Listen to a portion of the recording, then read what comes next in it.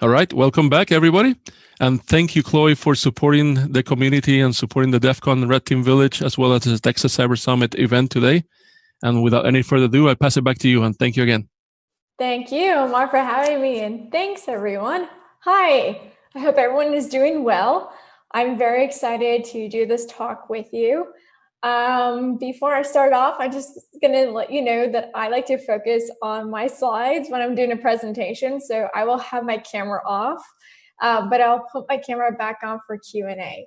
Now, I will be keeping an eye on Discord, but please note that I'm not going to answer your questions until the very end, just in case if I do answer your questions throughout my talk. So if you want to ask questions, feel free to in the Texas Cyber Discord, but under track 3 briefings under Cyber Jungle.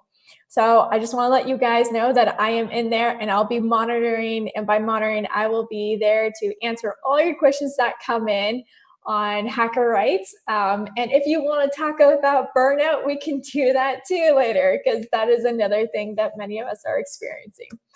So let's dive into it, shall we? So excuse me 1 second while I get my slides all ready for you guys. All right, and here we go. All right, I hope everyone can see my screen. All right, I'm turning off my video, but I promise I'll put it back on. So don't worry, it will be back on.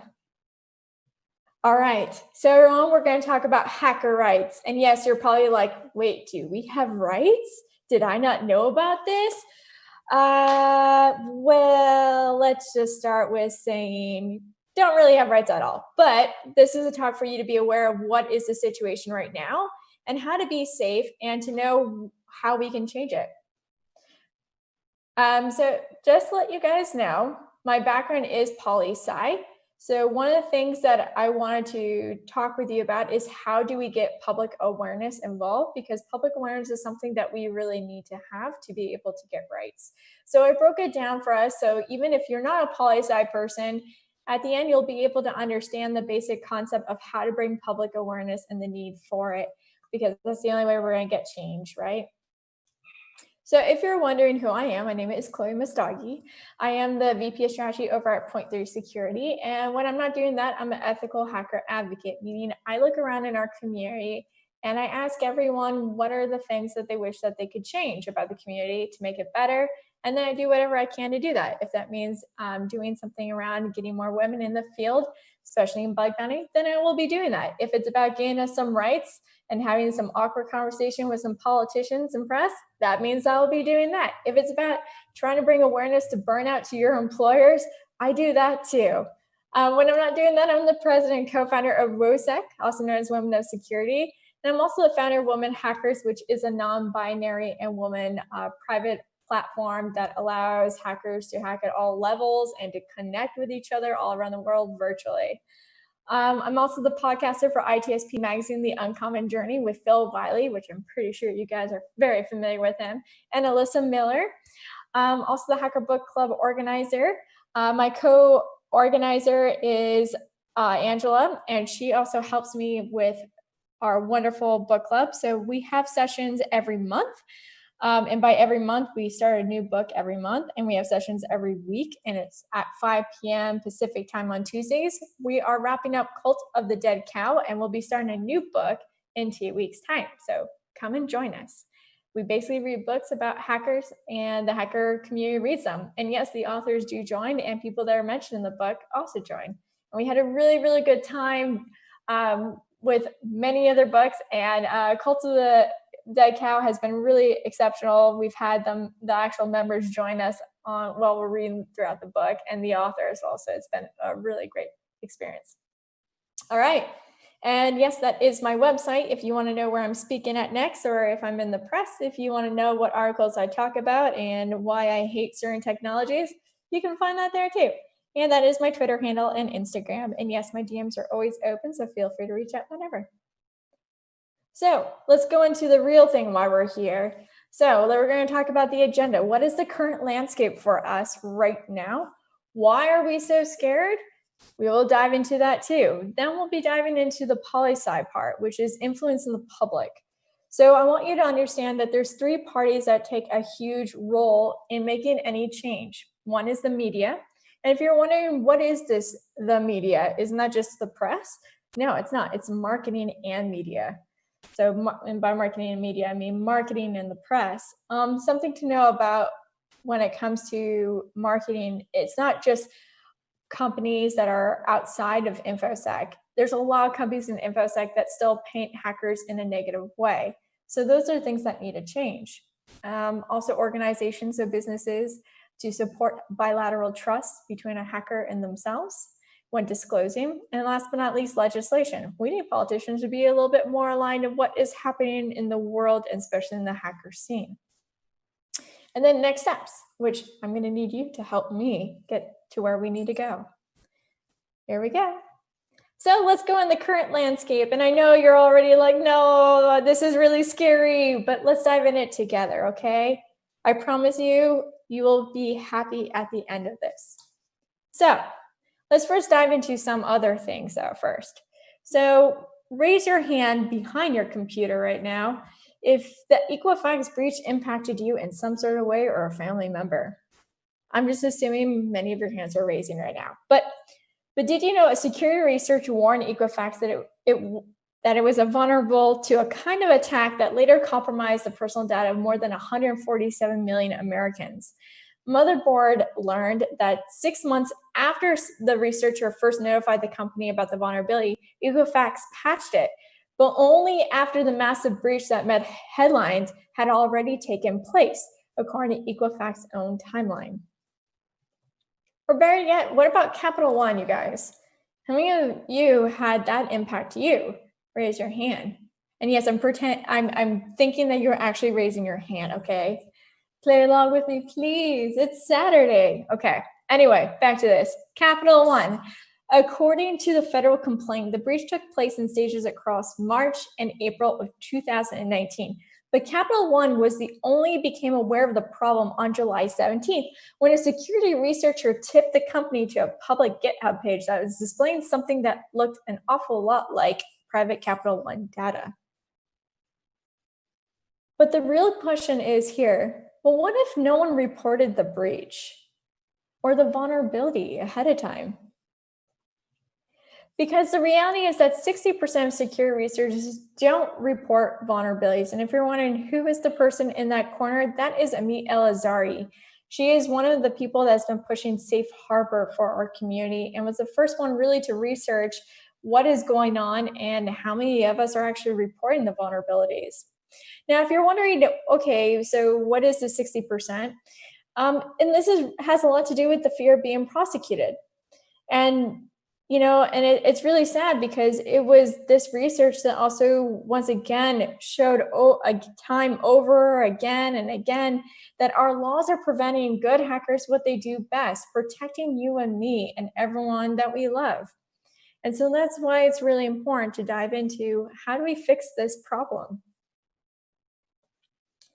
So overall, why are hackers scared again? It's besides prosecution, let's be also real. Looking for contact information and reading policies have been a burden to reporting vulnerabilities. How many of us have spent hours looking for contact information to report a vulnerability? Sometimes it takes hours, sometimes it takes days, sometimes it takes weeks. And then we're already at the point where we're like, well, I'm already putting myself at risk by even sharing anything. So what is the point of me doing this? Not just that, but those policies, has anyone really read them? Let's be real, some of us haven't. And a lot of it because for some of us, English is a second language, or we're not an attorney. So how do we interpret these things so we make sense of it? So these are some of the issues of why hackers are scared. But even if we are reporting a vulnerability in a legal way where there's bilateral trust, sometimes it doesn't play out well for us. For example, this case. So after DJI, which is a drone manufacturer, launched a bug bounty program on their own, two researchers, Sean Miller and Kevin Fansteer, For this, they wanted to check out the scope and they wanted to confirm it. So for the scope, the bug bounty program covered all the security issues within the firmware, application, and servers, including source code leak, security workaround, privacy issue, and they were working around a detailed user guide for it. So he basically asked them to confirm the scope, and it took them 2 weeks to finally confirm it. He then reported the vulnerability with his friend Sean, and they were provided with a financial reward for the finding. So Kevin was given $30,000 for this finding. However, the agreement of receiving it offered no legal protection for him. So he decided he will walk away. The revelations resulted in the company challenging the researchers' findings and seemingly threatening one with a lawsuit tied to the Computer Fraud Abuse Act, also known as CFAA, claiming he went out of scope regardless to the fact he made sure to confirm the scope. In return, he posted the entire situation with all conversations with the DJI publicly. And if you check this out, it is a good read. Okay, so believe it or not, so when he says, you know what, I'm not signing this, you're not going to protect me, or I see no protection of receiving those funds, and walks away from $30,000, DJI had internal messaging throughout that email, sharing it across teams, and it went through their press and marketing team.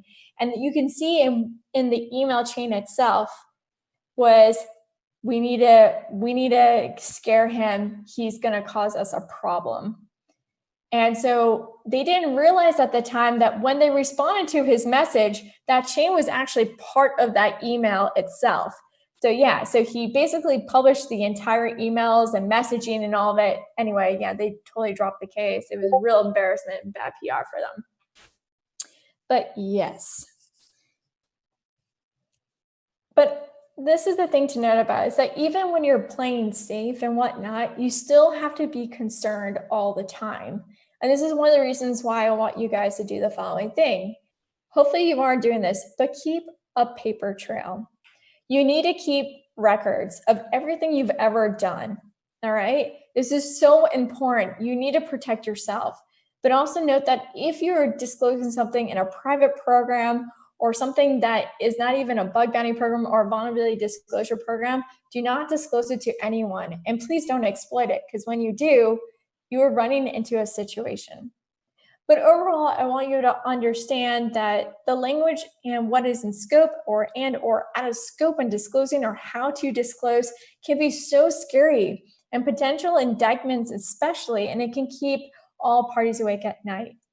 And what I mean by all parties, even a program manager, because a program manager is also asking to be hacked, but not to get hacked badly.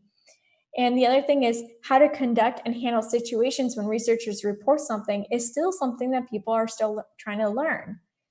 So just please note about that, is that you even have the government who's totally into this. You know, we have hacked the Pentagon, we have hacked the Army and whatnot.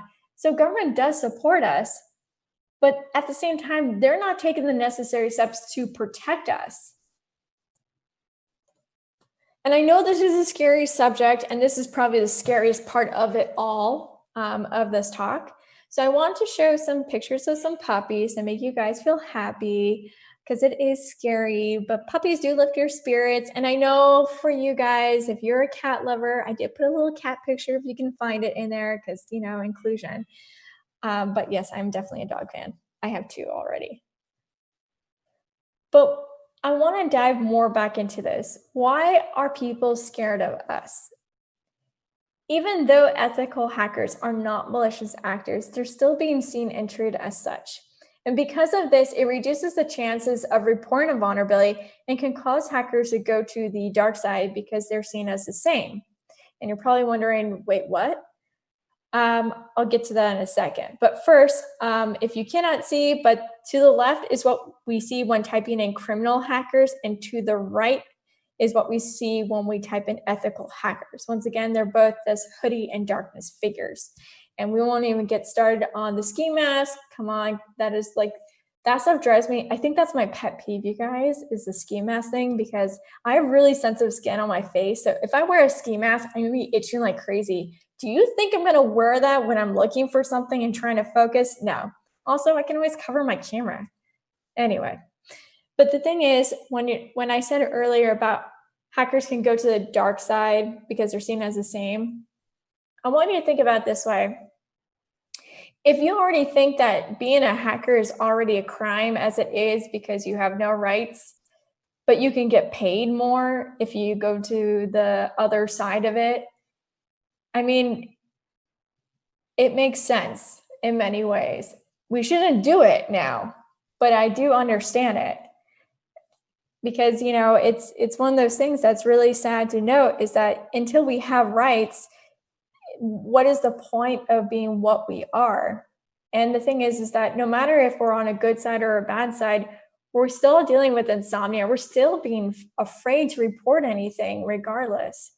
So the thing is that at the end of the day is that we really do need to get rights. And because I believe rights can shift everything, I feel like it will make us become more ethical hackers in the end because we see appreciation and we're getting paid the way we should be getting paid.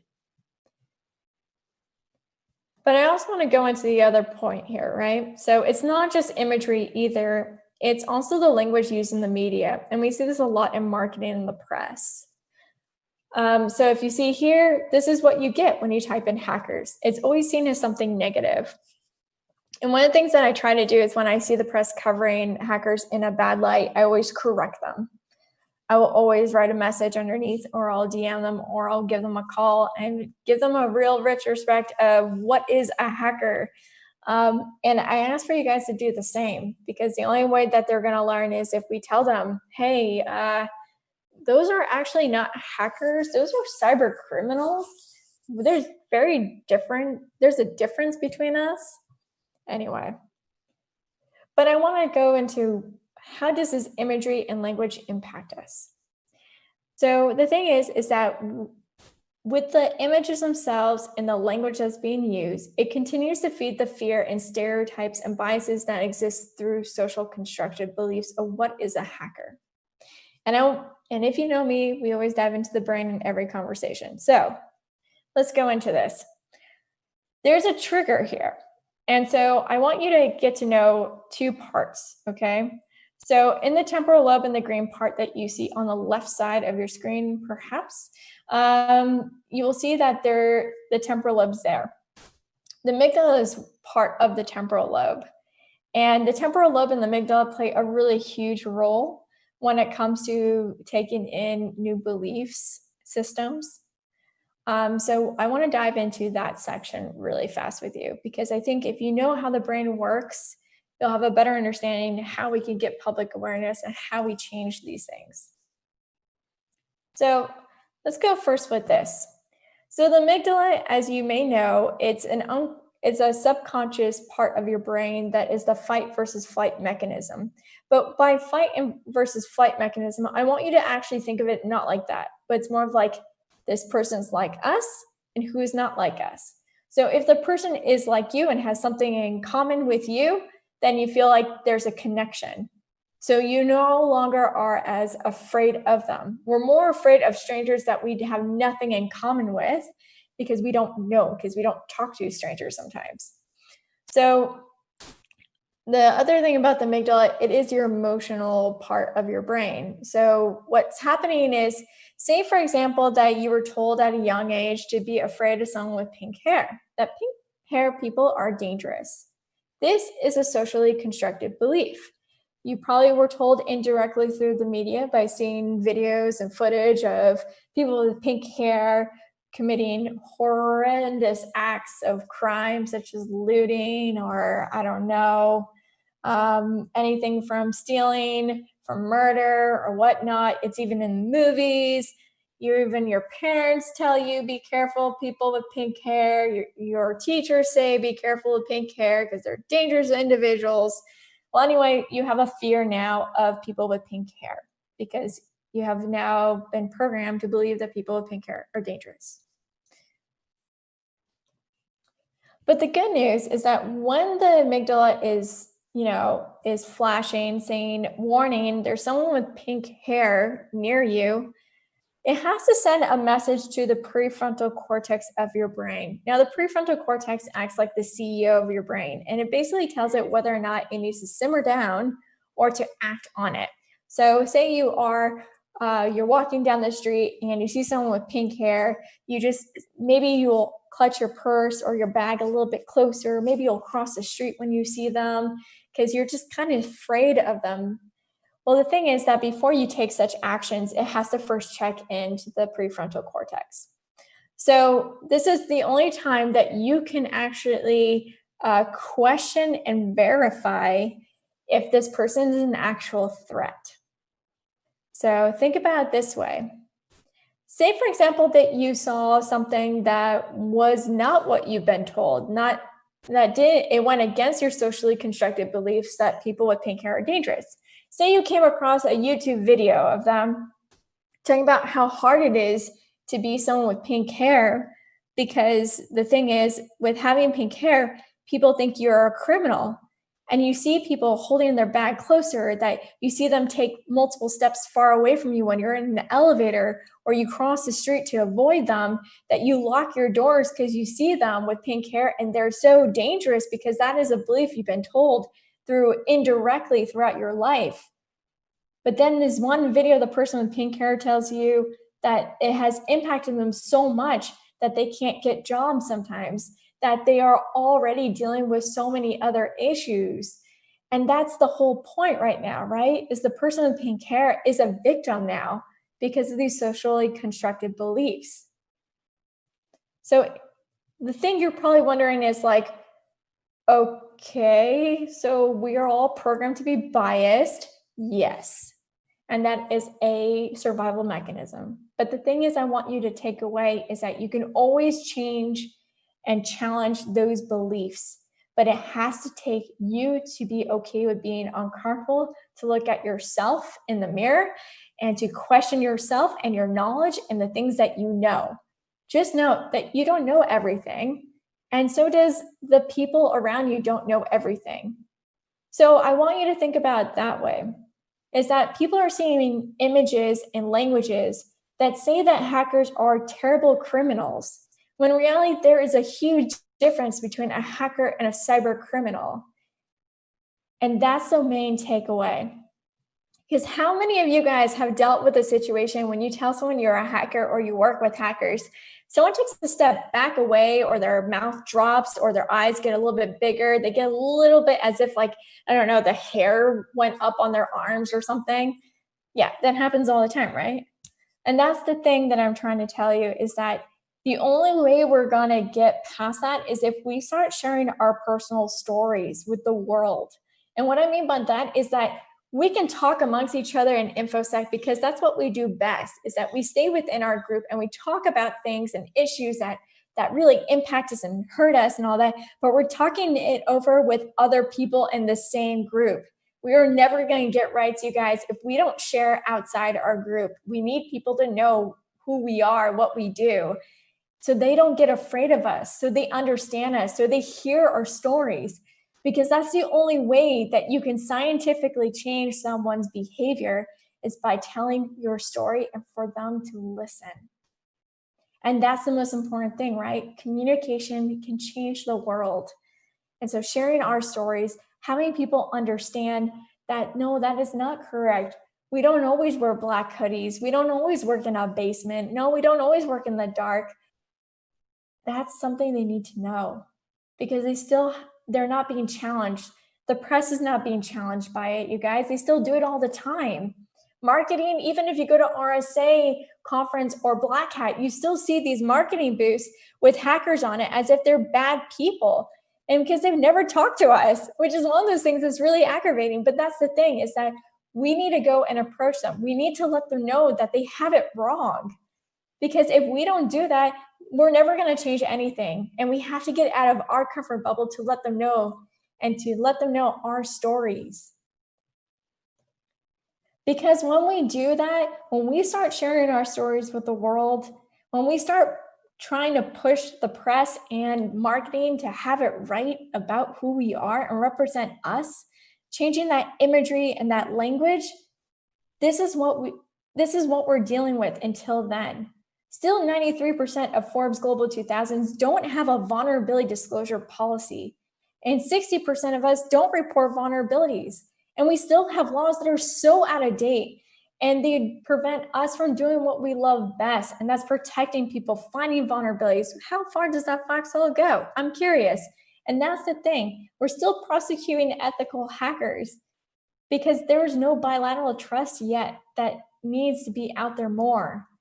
And we are, in return, we're seeing an increased number of malicious hackers. And that's why we need to change that.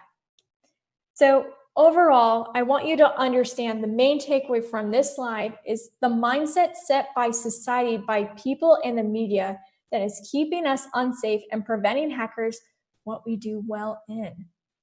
And companies are afraid of hackers and don't want to create vulnerability disclosure policies because of lack of bilateral trust amongst hackers and organizations and government. It is one of the reasons why 60% do not report vulnerabilities. And hackers are scared of outdated laws such as the CFAA and DMCA.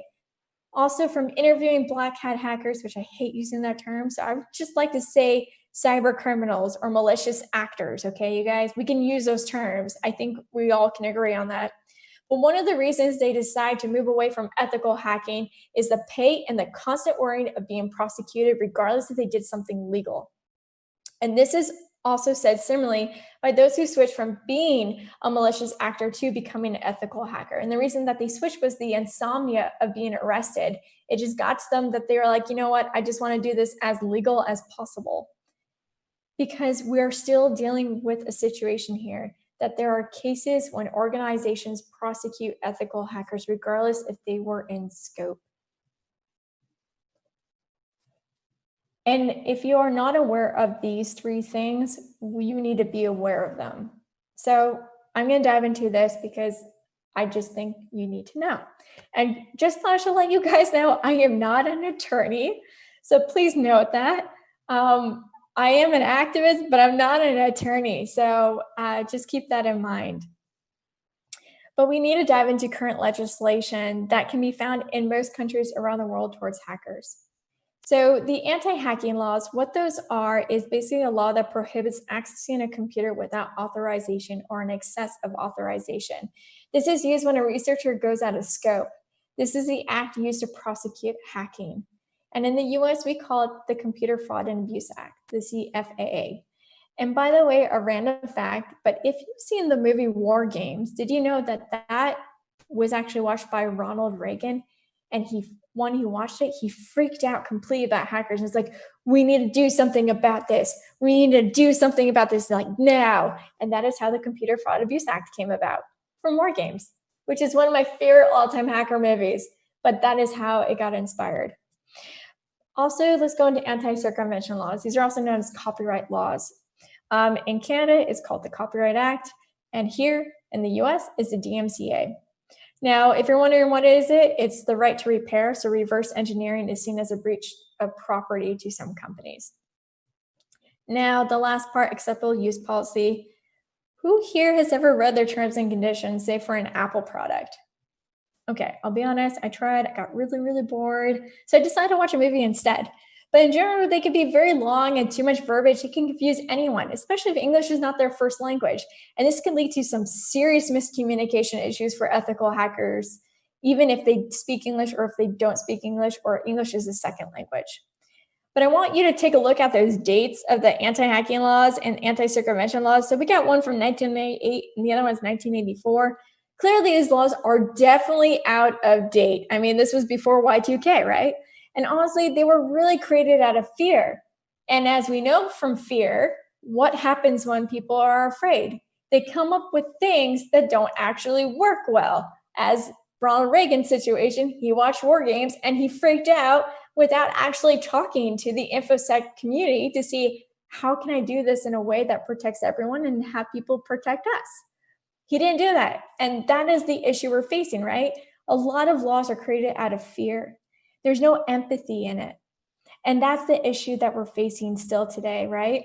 It's like by not having empathy to take the time to understand what is needed and why laws should only prosecute malicious actors, aka criminals, and not good hackers, that was something that didn't come up.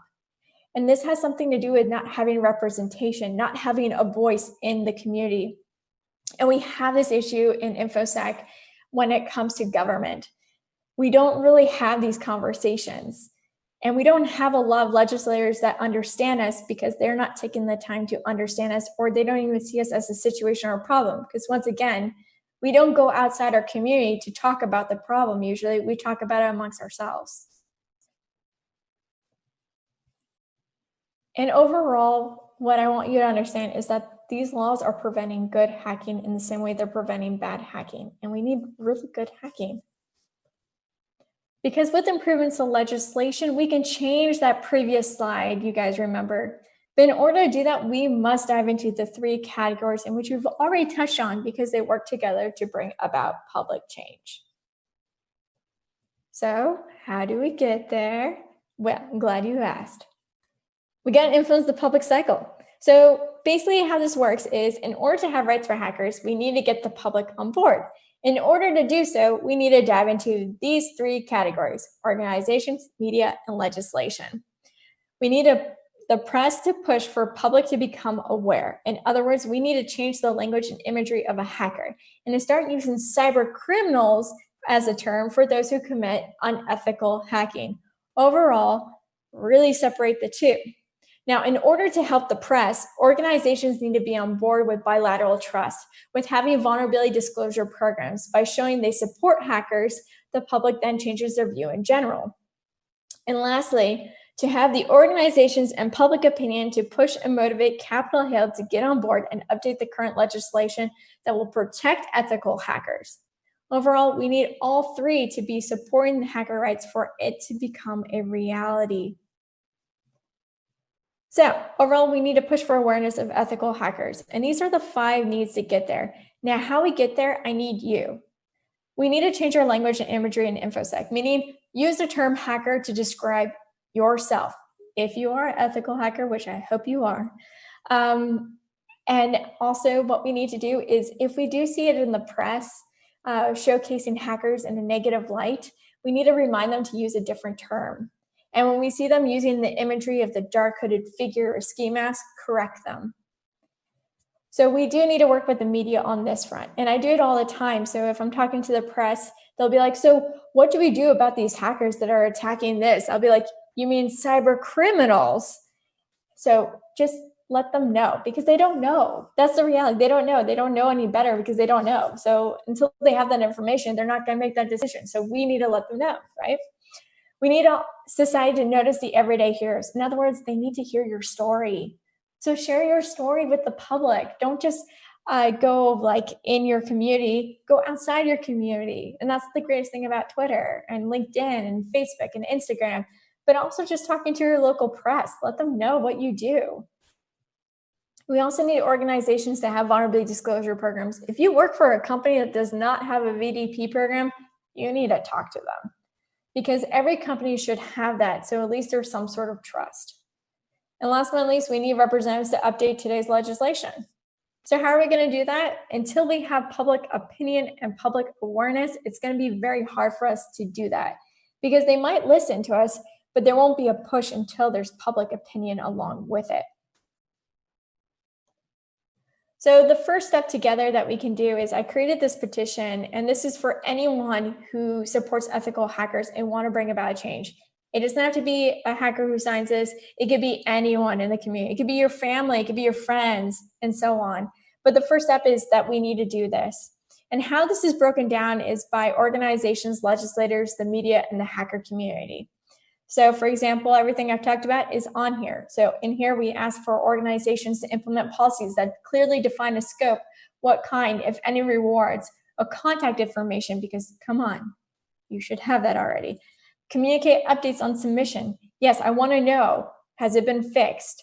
And the extension of bilateral trust to include non-retribution. Basically, if you are agreeing to having this, bilateral trust is the only way we're going to do this. And then also, if you are wondering if there are companies out there that do practice like quote unquote safe harbor, but I like to say bilateral trust, meaning they have clear policies already written out. You know how to contact them, what kind of rewards to expect, and whatnot. Go check out this disclose.io. It's a really cool site that basically uses crowdsourced knowledge to knowing what companies are practicing bilateral trust. And if you need to find contact information, usually it's there. I think there's like more than 1,000 companies listed on there. So check it out. It's great. But we also need politicians to get to know ethical hackers instead of seeing them as cyber criminals. So we're asking for new legislation or productive additions to the current legislation that doesn't penalize us. And last but not least, media. We need them to really stop portraying ethical hackers as malicious actors and change the imagery. And to use the term cyber criminals, not hackers, when it's in a negative way. And yes, I had to put one line in there about the hacker community because I really want you guys to know from experience in the bug bounty field is please stay within scope. Just please do it. And just if you go out, accidents happen and whatnot. But if you exploit something, then it's not an accident anymore. So please don't do that because when you exploit, trust is broken completely. It only takes one of us to break trust because it's already a very thin line. And that goes both ways. We don't really trust companies and companies don't really trust us. So we have to be very careful what we do because we want to build that trust over time. And yes, so please sign this and share it around. We have over 1,000 signatures. And I'm right now working on getting a team together that will help this. So if you have a public policy background, a legal background, or a press background, DM me. Let's talk. I'm looking for some team members to help me on this because I can't do this by myself. So main takeaways from all this, I just want you guys to know is that, overall, ethical hackers deserve protection and rights. We do. Current imagery and language has been very misleading the public over time. And we need to work together to change the public's perception. And that means sharing our stories. That also means us looking at ourselves and making sure that we keep ourselves in check. But also sign and share this petition. Check out disclose.io. I think it's a really good source of a future for sure of all different companies that believe in hackers and want to have that bilateral trust amongst us. I love it. Also share this talk. I think that's really cool. But once again, I want to reiterate this, that the most importantly, that a change starts with you and me. It's not trying, that's the thing, right? At the end of the day, it's what are we doing that is helping the situation or making the situation worse? And we need to really analyze that and see what can we do to make ourselves better to fight for this movement. Because we need this, you guys. We so need this desperately. We needed it a long time ago and so on. And the only way we're going to do that is if we look at ourselves and see what am I doing that's hurting this and what are the things that I can do to strengthen it. Because that is the truth, is we have to get outside our comfort zone to get comfortable with the reality around us. And last but not least, I want to say thank you guys for existing. Thank you guys for also having me here. And yes, I just put my camera on because I promised I would. And just note that I know it's a really, really hard time in the world, and burnout is definitely happening for many of us. So I just want you guys to know that if you're dealing with burnout, there's a few things that you can do. Take a break. Take one day of a tech detox, I call it. I know it sounds like a goop kind of thing, like a Gwyneth Paltrow thing, but what it is basically stepping away from all your devices, your phone and all that, and take a day to recharge your batteries in any sort of way. Or take one day of the week to do everything that's not InfoSec related. That should help you a lot. And during that time, just note that like if you can't take care of yourself, you can't take care of others. So it's so important for you to take the breaks that you need because it's more important than ever before. And last but not least, I think I have a resource page here. Yeah, there we go. So here's a quick resource page for those that are wondering.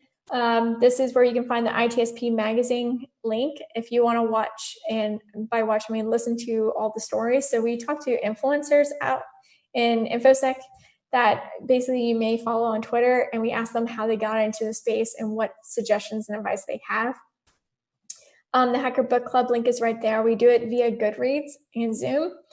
The Ethical Hacker Rights Petition link is right there. It's also pinned to the top of my Twitter feed, so feel free to retweet it and also to sign it yourself. Check out disclose.io. I really mean it. It's a really cool site to have a good idea of what the future could look like together. And then the last 4 things are for around COVID-19. I want you guys to know that there is a crisis text line. Check it out. It's in Canada, the US, and the UK. The National Suicide Prevention Hotline, 24-hour domestic violence hotline, and disaster distress helpline. If you guys can do a favor, even if you are like, okay, I don't understand why these links are here, phone numbers are here, can you please take a photo of that for yourself? And the reason for that is because I think we all know someone at some point through this entire pandemic that's dealing with some serious issues. And it's really important for us to share these 4 last resources on this chain. It's really important for them to know that there are these wonderful resources for them, because I feel like that's something that we need to have. I'm going to stop sharing my screen now. So hello again. And I'm going to check out here. All right, I'm going to see what are the questions. So feel free to ask questions because now I'm in Discord. Let's see here. Nice. Okay, let's see here. Come to the dark side, we have cookies. I love that. That's such a good image. All right. I'm seeing it. Oh, I see some people typing, so I'm just gonna sit here and wait for your guys' questions to come in. But in the meantime, I could keep telling you about burnout because I've been getting a lot of DMs about burnout, how to deal with it. Really taking a day off or taking a few days off is the best way to recharge your batteries. Also reevaluating your work style. I know it's really hard when you're working at home and then like your work is your life. So just keep it this in mind. This is actually one of the best ways that you can always recall if you are getting burned out or not. Whenever you feel like you have no proper balance between your work and your personal life, or as if your work is part of your personal life, you've already hit burned out. Burnout happens when we prioritize our work over personal life, or vice versa, to be honest. There's this thing called emotional burnout that happens too. But signs of burnout can be anything from like, it used to take you like a couple minutes to respond by an email. Now it takes you 10 minutes to an hour to sometimes a day or a few days. Even though it's a quick response, that's one of the signs of burnout. The other thing is, no matter how much sleep you get, it doesn't feel enough. You find yourself drinking a lot more caffeine to keep you going. You might be reaching for anything to help with the break. And by break, I mean people do drink a lot. Or they will smoke a lot more. So just keep that in mind. When you start seeing these signs, that's one. The other thing is when your emotions are all over the place. So say, for example, you can get really sad suddenly or really angry suddenly. That's another thing of a contribute to a burnout. All right, so here we go. Do you think we should increase focus on educating the public on internet safety? I think this would go a long way in defeating negative beliefs of the hacker community.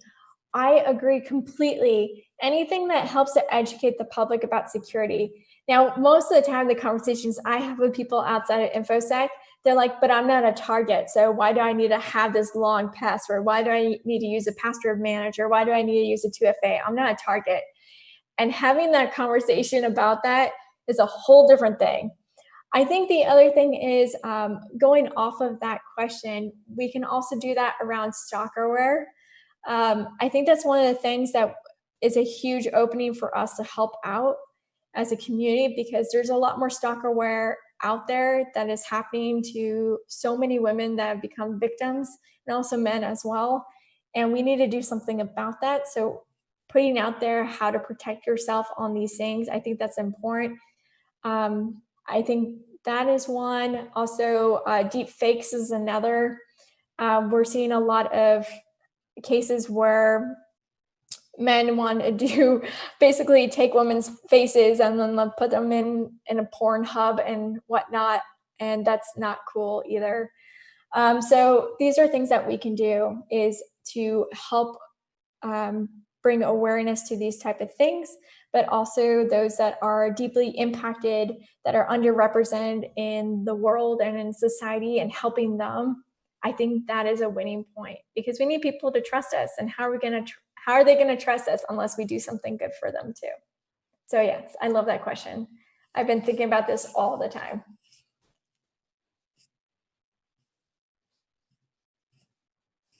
I'm still waiting here for questions, so don't worry. I'll just hang out here. There's a little bit of delay between when we pose the questions. So.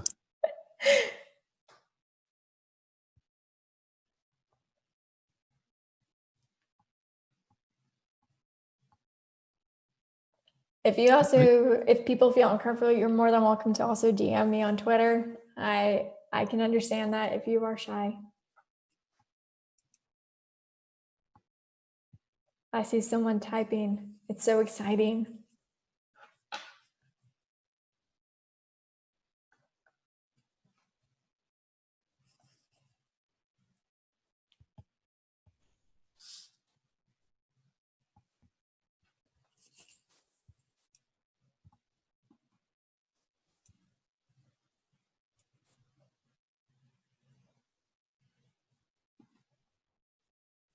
Okay.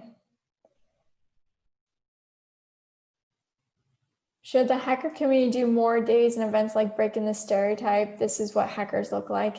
Yes, but the thing is that we've been doing is that we're only marketing it to ourselves within the community. So we need to actually go outside our own community to do this. I really like the breaking the stereotype thing, but it really was targeted to just us in InfoSec and also kind of for tech.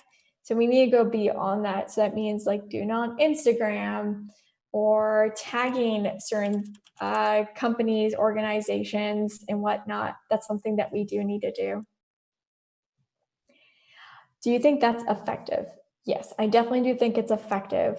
The thing I like about the breaking the stereotypes, this is what hackers look like. I think it was also a way to showcase that not everyone who's a hacker is a white male.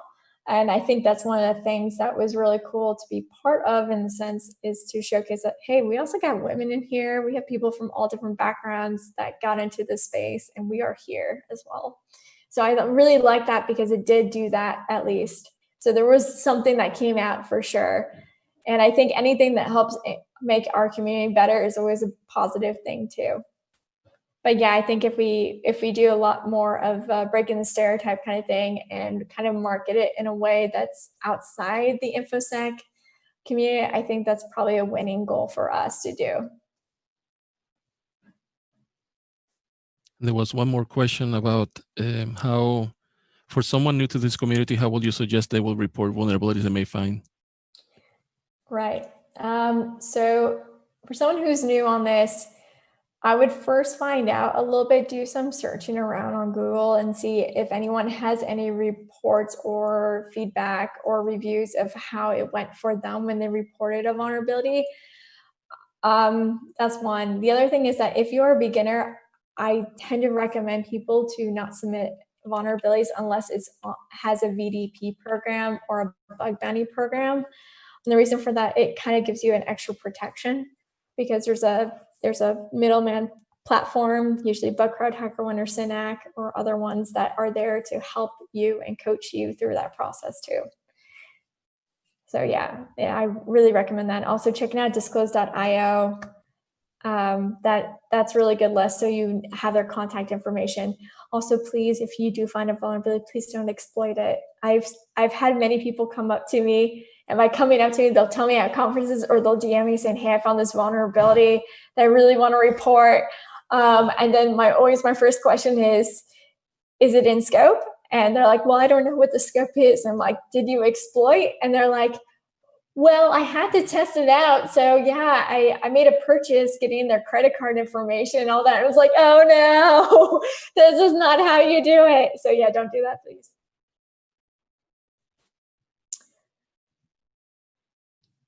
Okay. Oh yeah, I like this question. this thing. One part that surprised me was how many mothers are in InfoSec. My bubble really bursted on that one. And since I started following and seeing that it's really common. Yeah, it's really common. There's lots of mothers and fathers out there that are in the hacker space, which is wonderful. Would it be useful using an example as cop and robbers or medicine and researchers to demonstrate the difference, or like children books? Yeah, I know usually we use the common one is the robber one, right? So what's the difference between someone who's a locksmith versus someone who basically lockpick their way in without your permission? That's one way how to do it. I always say like the ethical and non-ethical, one has received permission or is not willing and is not trying to exploit it. The other thing I tend to tell people is that ethical hackers are the ones that they would feel guilty if they did something bad, in a sense. And that's a real differentiator right there, right? Is that if you experience guilt, then you understand you did something wrong. And so that's the thing. All right. Or like children, or am I sleep deprived and saying stupid stuff? Nope, not at all. When I try to explain people, I kid you not, some of the stories, like when I tell people I work with hackers or I work in the hacker community, hands down, people's reactions are insane sometimes. Like I once got in an Uber and the person was like, so what do you do? I'm like, oh, I work in the hacker community. And then right away they're like, can you do me a favor? So my girlfriend, I think she's cheating on me. Can you get into her account for me? I'll give you her Instagram. Yeah. I just don't get people sometimes. I take my kids to DEF CON. I would recommend a significant increase in programs like Roots. Oh, I love Roots. Oh my God. Yes. And I love that people know about Roots. Okay. Kids are the future. Yes. We need to teach them what a hacker and cracker is, not let the news media and textbooks teach them. You are correct. Our textbooks are terrible. It doesn't usually showcase anything in history that's happened in the US, except for the good things that makes the US look good. Yeah, for sure. I always think that when people meet hackers, so say, for example, like, say if you're someone who wanted to let your grandparents know what a hacker is like, what they do and everything, bringing your friend over and talking about it openly, I think that's a really cool thing. Because when people meet someone, it changes the dynamic. So for example, remember in the talk, I talked about the person with pink hair is seen as a threat and whatnot. So imagine if you walked in the door and to your grandparents and the person who comes in the door has pink hair, your grandparents are gonna be like, but in reality of it is that they realize that there's something in common, that their grandchild is connected to this person with pink hair. So they have something in common. So then they're more willing to listen. So that's the whole thing, right? We only need to find one similarity for someone to listen and to start to trust us. And what that means is start having those awkward conversations with strangers and find something in common. And like, it could be anything. It could be like your favorite food. It could be like your favorite color. It could be your horoscope if you believe in horoscope. But that's the thing, is like having that one similar thing, that one common situation, it takes away the stranger aspect and makes us look like humans. And that's the thing that's really cool about knowing about the brain and how it functions, is that your amygdala is not going to set off any more warning, you're in danger messages. It's going to be like, oh, we can calm down. We can relax now. This person likes the same color as I do. I don't feel as threatened anymore. Because remember, it was a survival mechanism to distinguish who's like us, who's not like us. And so knowing that is everything, because you can really change people's opinions of others when they meet them in person and find one thing that's in common. I see you typing of more questions. But yeah, if anyone is interested in joining forces with me, I just tweeted, I think last week, about starting up a group of people that are going to help try to push basically that petition and make it come true. So that means working with the press, that means working with organizations to get public opinion out there, and showcasing different stories. It's going to be really important for us all. But like I said, if you feel uncomfortable asking publicly or whatnot, you can always DM me. Okay. This made me think of another thing. The hackers are criminals. Prejudice is one thing that you think would make hacker community easily to relate to victims of racism. But lately, I've seen so much of that around, especially after Marcus said he'd be giving OSCP for Black people as part of the Black Lives Matter. Yeah, it's one of those things that so the hacker community, the thing is that we're not really out in public about these kind of things because we're very afraid of public opinion of us, and we're worried about how public will reject us. And that's the thing, is that as humans, we're scared of being rejected by the herd, right? To some extent. And that's kind of the reason why we stay in our InfoSec community together, because we kind of get each other in some retrospect, right? But it's definitely prejudice that does keep us behind in society and whatnot. And it's sad, because the only way that we're going to fix it is by looking at ourselves and seeing, what am I doing wrong? But also for us to acknowledge that we need to look at ourselves and we need to find the right sources. And that's the other question, right? Is like, where's the right sources for this so I can learn more about this? And that's always the hard part, because if for the longest time, without representation, not having that same equal voice at a table, it causes situations where you don't have as many resources and you don't know where to find those kind of resources. So it's really, really important is that we need to push out more in the tech community, I think, in general, because we need to have more representation there, because there's still a lot of people in tech that are afraid of the hacker community. So we need to change that, of course, because we are within the tech community anyway, as it is. Well, we're in the tech industry. Let's just put it that way. So we need to make sure of that. Thank you again, Chloe. You have been amazing. I cannot thank you enough for supporting us in the community. Thank you guys for having me. This was awesome. Thank you, Omar. Absolutely.